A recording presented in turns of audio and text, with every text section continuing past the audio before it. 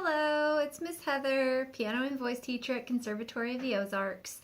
Today I'm working on my study guide for graduate school, Handbell Methods and Materials from Concordia University. So I'm just making a video of my study guide that I can listen to while I'm preparing for my comps and orals. My first question I need to know off the study guide is, describe the growth of handbells in the United States, including dates, names, organizations, etc. And the answer I've come up with is the Campanologian Band from Oldham near Liverpool in Lancashire, North England, was composed of members who were all in their 20s or late teens. They began ringing tunes together in the 1830s.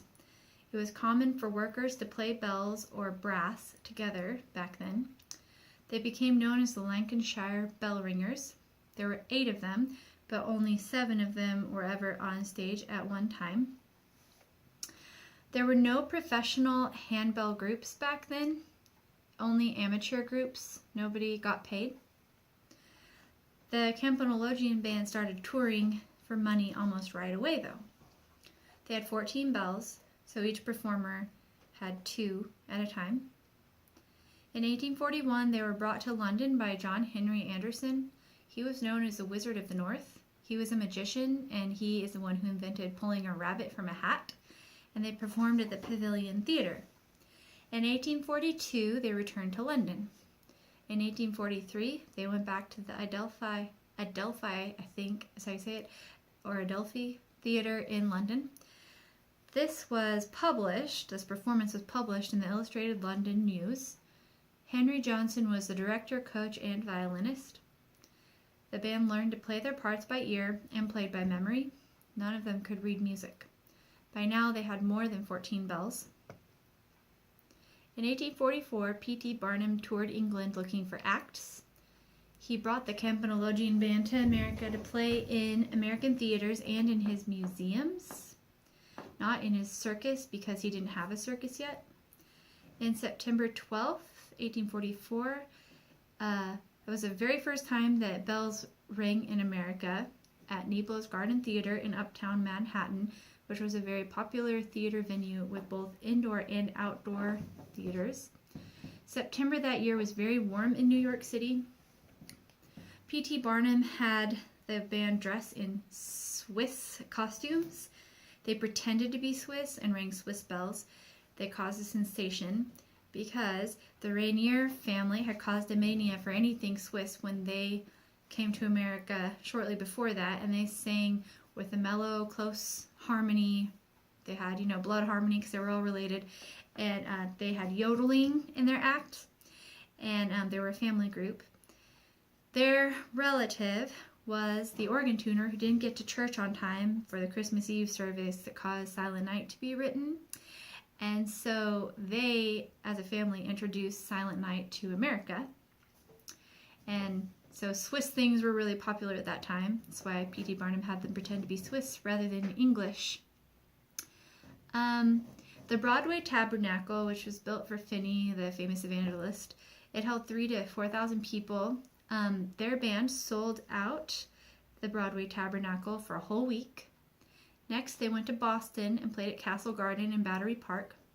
That was a military battery, which was originally supposed to protect Manhattan. It's one of the few places where they performed that is still standing to this day. They played at the White House for President Tyler. Dolly Madison and Edgar Allan Poe both heard them. Poe wrote an article about them. He thought they were automatons because they were so fast. It was a satirical article.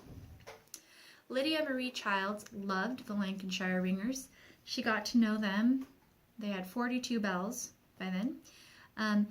Lydia Marie Childs was an abolitionist from Boston. She lived in New York City while they were there, and she is the one who wrote Over the River and Through the Woods to Grandmother's House We Go. So the band made a ton of money during their tour. They traveled the whole country, down the East Coast. They went to Cuba, down the Mississippi River, all the way to Canada. In 1847, they went back to England after a 3-year tour in the United States.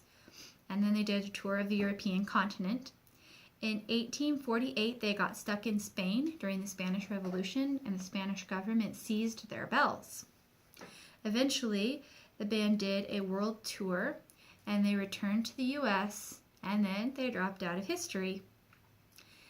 Then in 1850, P.T. Barnum brought a group of 5 bell ringers to the United States. The next person to talk about is Arthur Nichols. He was born in 1840 in Boston. In 1844, as I said before, the Swiss bell ringers of the Campanologian band rang in America for the first time. So Arthur Nichols was 4 years old when they were there on their first tour. Arthur grew up near the Old North Church in Boston, otherwise known as Christ Church, which is the church from the famous poem that Henry Wadsworth Longfellow wrote about Paul Revere's Ride.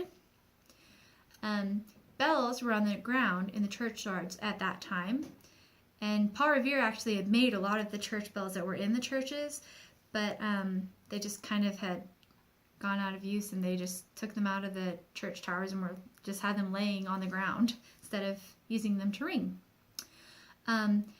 Sometimes sextons would play hymn tunes on the bells that were hanging from the church tower. Arthur eventually got paid $50 a year to ring the bells. And in 1862, Arthur went to Harvard and earned a degree in medicine. In 1863, Arthur went to Paris in England to study. And while Arthur was in London, he heard change ringing. Most church bell mechanisms had fallen apart. The bells that Paul Revere had made for the churches in New England. And in 1893, Arthur put money behind rehanging the bells in the churches and got people to play them, and established the Old Colony Guild of Bell Ringers. Another important person to consider is William Shipp. He was an English expatriate in the United States. He had 4 sons with a 5-octave set, and they toured. The next person is Margaret Shercliffe. Margaret Shercliffe and Arthur Nichols shared a house on Beacon Hill.